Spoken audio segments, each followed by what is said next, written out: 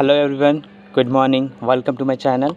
So today we will discuss about the myths about Ayurveda.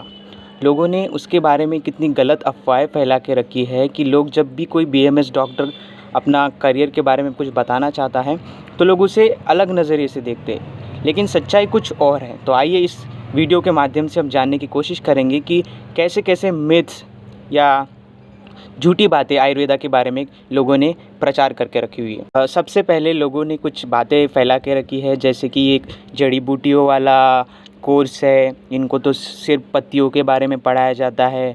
या बहुत ही जो काम करने वाले लोग हैं उनको मेडिसिन्स के बारे में कुछ पता नहीं होता और ये बहुत धीरे काम करती है, ये पैथिक सूडो साइंस है, इसमें तो कुछ भी नहीं है। बस यहाँ जो लोग एमबीबीएस नहीं कर पाते वही लोग एडमिशन लेते हैं। लेकिन दोस्तों सच्चाई कुछ और है।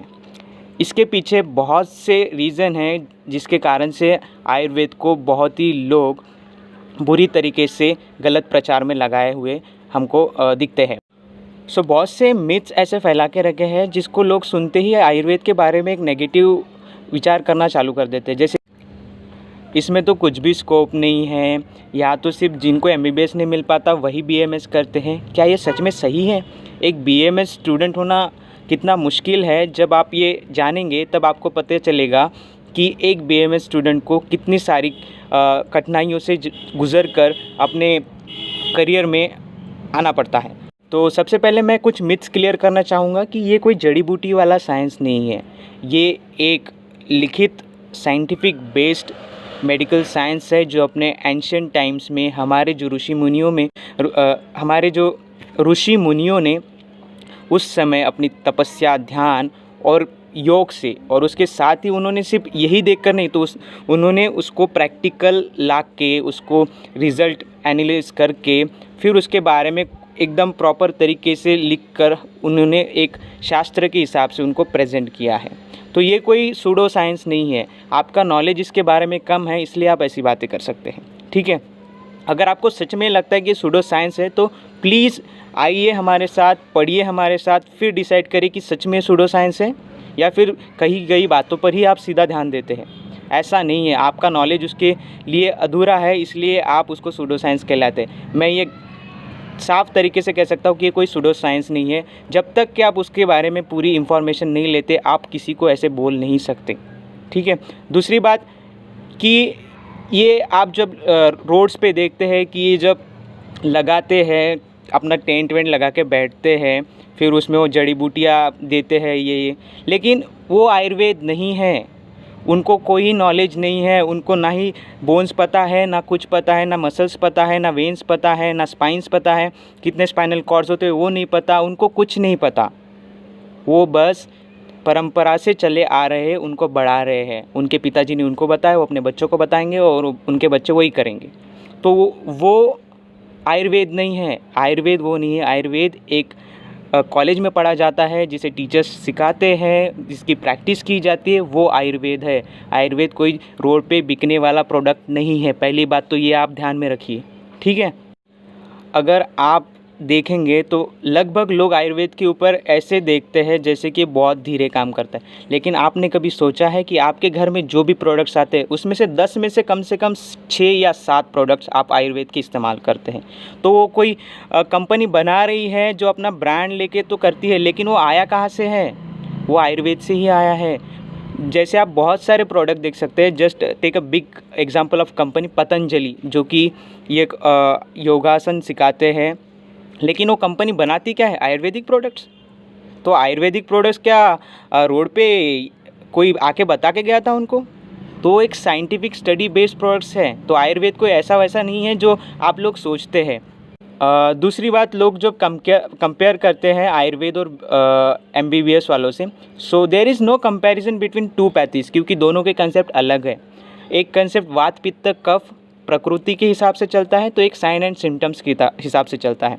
अगर आप देखेंगे कि बीएमएस में जो भी सिद्धांत होते हैं, जिसके ऊपर पूरी जो अपन कह सकते हैं कि प्रिंसिपल्स होते हैं, जिसके ऊपर एक पूरी पैथी बेस्ड होती है, वो दोनों की अलग है। आप कैसे कंपेयर कर सकते हैं? कंपेयर करना है तो आप ये करें कि आपको करना क्या है। आपको आयुर्वेदिक मेडिसिन्स लेके ठीक होना है या एलोपैथिक मेडिसिन्स लेके ठीक होना है, ये आपके हाथ में। लेकिन आप जब कोई दो डॉक्टर को कंपेयर करते हैं तो वो बहुत ही गलत है, क्योंकि दोनों का मोटिव एक ही होता है कि आपको वो ठीक कर सके, आपको दुरुस्त कर सके, आपका स्वास्थ्य बनाए रख सके। आप उनके मोटिव को देखिए ना, उनकी जो टाइप्स है वो किस प्रकार से करते हैं। हर किसी का प्रकार एक अलग होता है, हर कोई अपनी मेडिसिन कुछ अलग ढंग से देता है। हर एक एमबीबीएस डॉक्टर सेम दवाइयाँ नहीं लिख के देता, या फिर कोई भी बीएमएस डॉक्टर एक सेम ही तरीके से ट्रीटमेंट नहीं करता। वो आपके प्रकृति के हिसाब से, आपके देश के हिसाब से, काल के हिसाब से बहुत सी चीज़ें हैं जिसके ऊपर आपकी मेडिसिन्स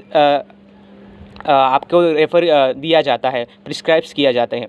ठीक है, तो ये कंपैरिजन बिल्कुल नहीं है कि कौन बेहतर है, एमबीबीएस बेहतर है या बीएमएस बेहतर है।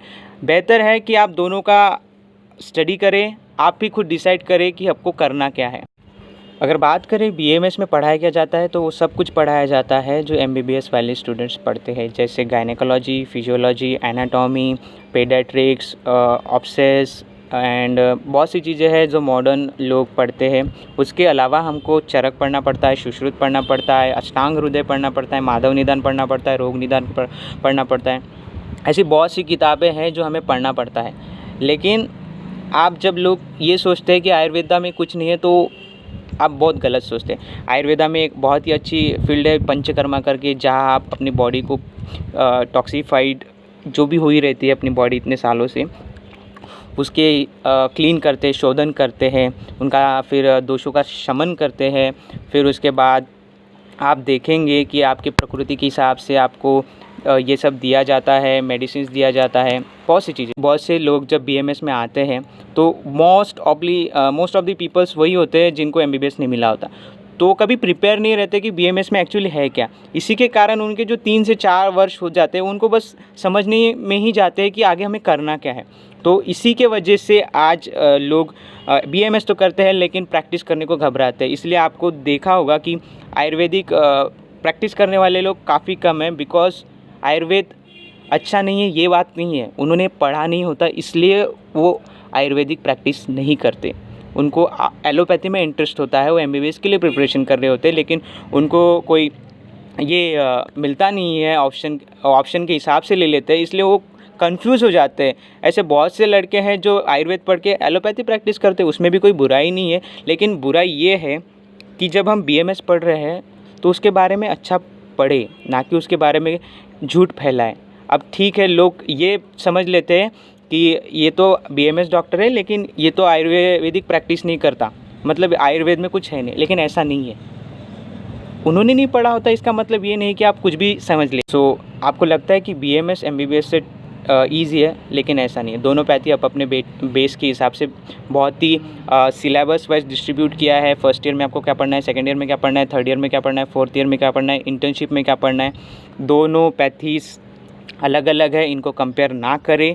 रिज़ल्ट्स दोनों के अलग अलग आते हैं। अगर आपको सर्जिकल इसमें जाना है तो आप सर्जरी करवा सकते हैं, ऐसा नहीं कि बीएमएस वाले सर्जरी नहीं करते। Yes, we have authorities to do minor surgeries, ठीक है, लेकिन उसके हिसाब से अगर देखा जाए तो जो लोग कंपैरिजन करते हैं वो बहुत ही बुरा है। हमारे फैमिलीज़ में भी हम बहुत से रिश्तेदार को देखते हैं कि उनको नॉलेज कुछ नहीं होता लेकिन वो कंपैरिजन करते। लोगों को ये भी नहीं पता कि अभी जो आयुष डिपार्टमेंट बना है 2014 से, कि वो एमबीबीएस का जो ये है एमसीआई, तो जो आयुष डिपार्टमेंट है तो वो आयुर्वेद, यूनानी, सिद्धि, योगा, नेचुरोपैथी, इन सब के अंडर में आता है। पहले ये सब नहीं था, तो बहुत से बीएमएस डॉक्टर को बहुत स्ट्रगल करना पड़ता था अपने पैथीज़ को इस्टेब्लिश करने के लिए, लेकिन अब ऐसा नहीं है। तो ये मिथ्स निकाल दीजिए कि बीएमएस में कुछ नहीं है, ये बहुत ही गलत है। अब आते हैं कि बीएमएस में पढ़ाया क्या जाता है। तो बीएमएस में पढ़ाया जाता है जो कि एमबीबीएस वाले स्टूडेंट पढ़ते हैं, और हमें वो भी पढ़ाया जाता है जो एक आयुर्वेदिक डॉक्टर को पता होना चाहिए, क्योंकि मॉडर्न ज़माने के हिसाब से हमको भी अपने आप को अपडेट करना पड़ता है। कुछ चीज़ें संस्कृत में लिखी होती है लेकिन अभी तो संस्कृत लैंग्वेज है ही नहीं, तो उसको कन्वर्ट करके उनको ट्रांसलेट करके एक आसान भाषा में आपको बताया गया है जो आप समझ सके और डेली लाइफ में इम्प्लीमेंट कर सके। बेसिकली आयुर्वेद उन्हीं के लिए लिखा गया था जो हर कोई व्यक्ति समझ सके और उसको अपने घर में इस्तेमाल कर सके। बहुत से लोग आज न जानते हुए भी आज आयुर्वेद को अपने घर में इस्तेमाल करते हैं। बहुत से लोग आप देखते होंगे तुलसी का काढ़ा पीते हैं, अदरक के साथ चाय पीते हैं, अगर खांसी हो जाए तो तुलसी का पत्ता लेके उसमें शहद डालते हैं। ये सब रेमेडीज़ जिसको हम नुस्खे बोलते हैं, नुस्खे नहीं हैं, इसके पीछे भी साइंस है। आपका नॉलेज उसको नुस्खे कहता है तो ये आपके नॉलेज के हिसाब से लेकिन जब आप पढ़ेंगे तो आपको साइंस दिखाई देगा कि ये क्यों यूज़ करते हैं, क्यों। जो वाई है ना, उसी का जवाब आपको आयुर्वेद में मिलता है कि आप ऐसे क्यों है, आपकी प्रकृति ऐसे क्यों है, आप क्यों ऐसे कर रहे हैं। इन सब का जवाब आयुर्वेद में दिया गया है, लेकिन उसके लिए आपको पढ़ना होगा। बिना पढ़े आप किसी को भी जज नहीं कर सकते, ठीक है। तो ऑल द बेस्ट आप सभी के लिए। और अगर आपको मेरी वीडियो पसंद आई है, आपको लगता है कि मुझे लाइक करना चाहिए, या फिर आपको लगता है कि मैंने बहुत अच्छी जानकारी दी, तो please hit the bell icon, like my video, share and comment below. Thank you.